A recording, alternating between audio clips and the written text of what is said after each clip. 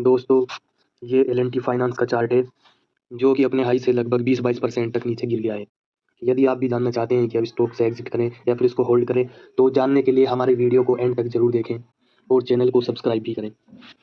तो दोस्तों जैसे कि आपको पता है हम हमारे चैनल पे हमेशा लॉन्ग टर्म की बात करते हैं। हम कोई भी सपोर्ट और रेजिस्टेंस की लाइन खींच कर नहीं दिखाते, क्योंकि हमारा मानना है जो कंपनी का बिजनेस अच्छा चल रहा है और वो कंपनी प्रॉफिट बना रही है तो उसका स्टॉक लॉन्ग टर्म में पैसे बनाकर देता है।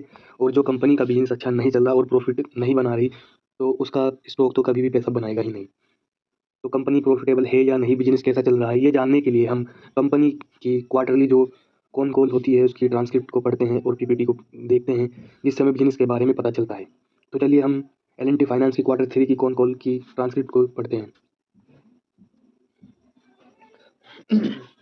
दोस्तों ये एल&टी फाइनेंस की Q3 कौन कॉल की ट्रांसक्रिप्ट है, जिसको मैंने एआई की मदद से हिंदी में ट्रांसलेट कर लिया है।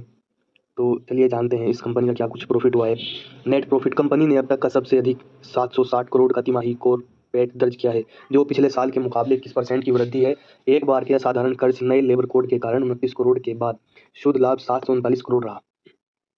रिटेल डिसबर्समेंट वितरण अब तक का सबसे अधिक 22,701 करोड़ का रिटेल लोन बांटा गया, जिसमें 49% की सालाना वृद्धि देखी गई।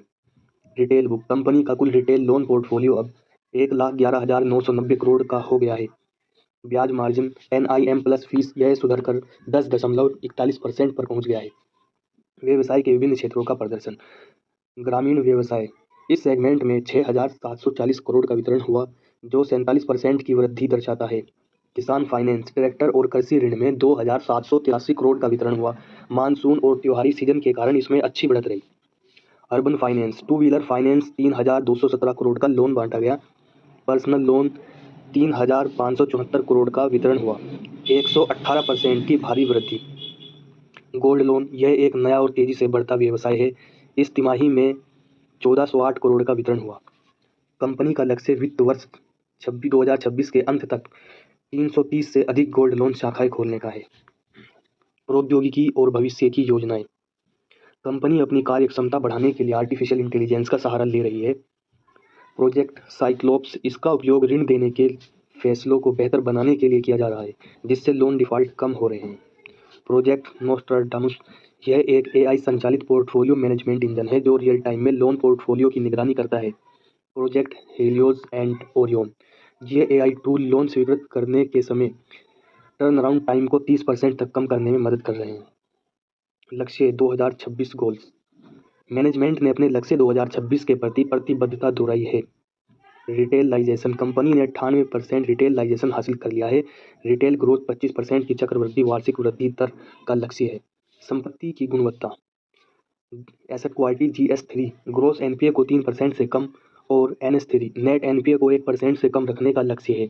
वर्तमान में ये क्रमशः 3.19% और 0.92% पर है।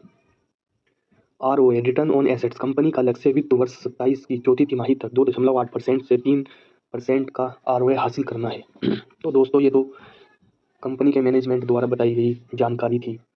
तो इसके अनुसार कंपनी जो है अच्छा काम कर रही है।